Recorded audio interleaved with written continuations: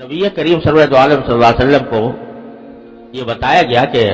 لیلۃ القدر اتنی عظیم الشان رات ہے، تو اب دیکھیے رسول کریم صلی اللہ علیہ وسلم نے شروع میں یہ نہیں بتایا گیا تھا کہ کس وقت ہوگی، بلکہ یہ بھی نہیں بتایا گیا تھا کون سے عشرے میں ہوگی۔ تو رسول کریم صلی اللہ علیہ وسلم نے شروع میں پورے مہینے کا اعتکاف فرمایا، پتا نہیں تھا نا کہ کون سی رات شب قدر ہوگی، تو اس مہینے کے کسی بھی دن میں ہو سکتی ہے، تو آپ نے پورے مہینے کا اعتکاف فرمایا کہ بہرحال کسی نہ کسی رات میں تو ہے، تو وہ رات اگر اعتکاف کی حالت میں گزر جائے گی تو انشاءاللہ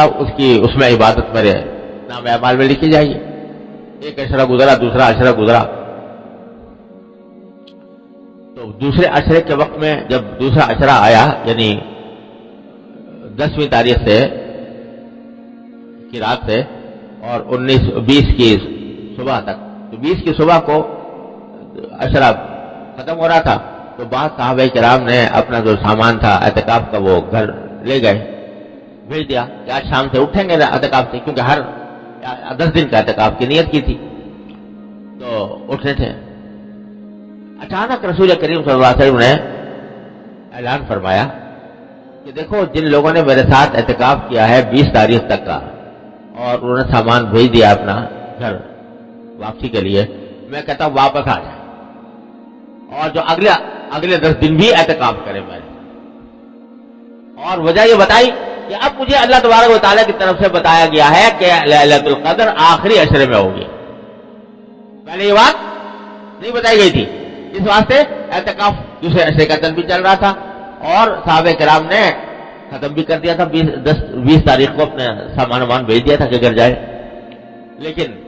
آپ نے اعلان فرما دیا کہ جن لوگوں نے میرے ساتھ اعتکاف کیا تھا لیلۃ القدر کی تلاش میں، اب وہ واپس آ جائیں، اور اب مجھے بتایا گیا ہے کہ عشرہ اخیرہ میں ہوگی۔ چنانچہ پھر صحابہ کرام آئے اور پھر آپ نے اعتکاف کیا، پھر آئندہ سال سے ہر سال آخری عشرے میں اعتکاف فرماتے رہے، لیکن یہ بتا دیا اس سے کہ دیکھو لیلۃ القدر اتنی بڑی چیز ہے، اتنی بڑی چیز ہے کہ سید الاولین والآخرین صلی اللہ علیہ وسلم جن کے بارے میں اعلان کر دیا اللہ تعالیٰ نے کہ اول تو آپ معصوم ہیں، کوئی غلطی ہو نہیں سکتی، اور اگر ہو بھی کوئی بھول چوک تو سب معاف ہے آپ اگلی پچھلی، وہ بھی لیلۃ القدر کو حاصل کرنے کے لیے پورے مہینے کا اعتکاف کر رہے ہیں۔ تو یہ اہمیت بندوں کے سامنے بتا دی اللہ تعالیٰ نے اس طریقے کے تحت کہ دیکھو جب سید الاولین والآخرین صلی اللہ علیہ وسلم اپنے آپ کو اس لیلۃ القدر کا ضرورت مند سمجھتے ہیں، تو ہم اور تم کی شمار کے دار میں۔ تو اتنی عظیم عظمت 10 راتوں میں بھی کون سی رات ہے؟ تو متعدد صحابہ کرام کو خواب میں بتایا گیا، ایک صحابی کو بتایا گیا کہ طاق راتوں میں ہے، کسی کو 25 بتایا گیا، کسی کو 27، کسی کو 23 وغیرہ۔ بہت سارے صحابہ نے آ کے بتایا کہ ہمیں خواب میں اس طرح دیکھا ہے کہ لیلۃ القدر فلاں رات میں۔ تو رسول کریم صلی اللہ علیہ وسلم نے خطبہ دیا اور اس میں فرمایا کہ میں نے دیکھا ہے کہ صحابہ کرام کے خواب سب کے سب ایک بات پر متفق ہیں، وہ یہ کہ طاق راتوں میں ہے،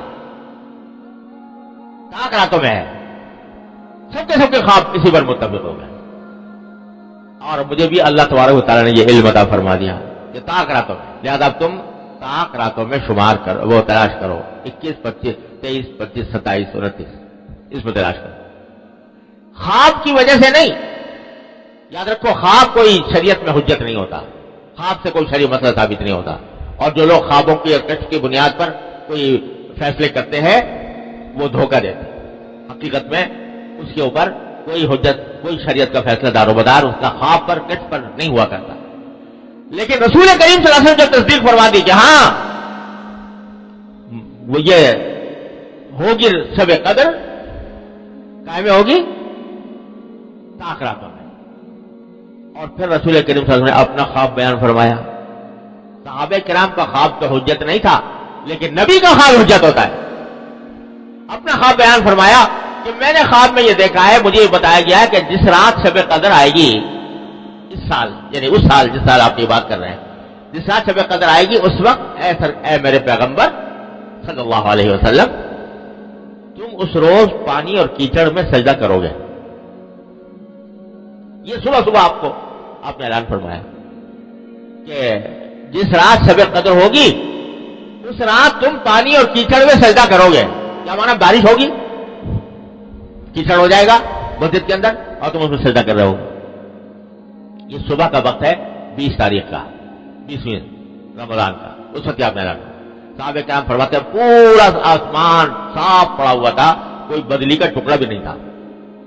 شام کو جب وقت شام کا آتے چاروں طرف سے گھٹائیں امڈی، بارش برسی، یہاں تک کہ مسجد نبوی کا فرش جو ہے وہ اس میں گیلا ہو گیا. نبی کریم صلی اللہ علیہ وسلم نے جب نماز پڑھائی آپ نے پیشانی مبارک زمین پر رکھی تو پیشانی مبارک پر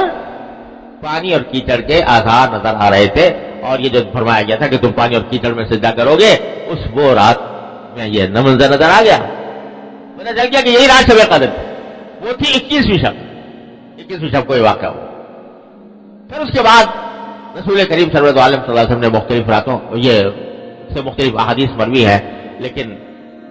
ساری روایات کو مد نظر رکھ کر بزرگوں نے جس بات کو صحیح قرار دیا ہے، راجح قرار دیا ہے، وہ یہی ہے کہ کسی ایک رات میں متعین نہیں ہے. کبھی 21 میں ہوگی، کبھی 23 میں ہوگی، کبھی 25 میں ہوگی، کبھی 27 میں ہوگی، کبھی 29 میں ہوگی. کسی سال کسی رات میں، کسی سال کسی رات میں. جو کچھ سنا گیا اللہ اس پر عمل کرنے والا اور آگے لوگوں تک پہنچانے والا بنائے. مزید اصلاحی بیانات کے لیے ہمارا یوٹیوب چینل ایمان و یقین کو سبسکرائب کریں. جزاک اللہ.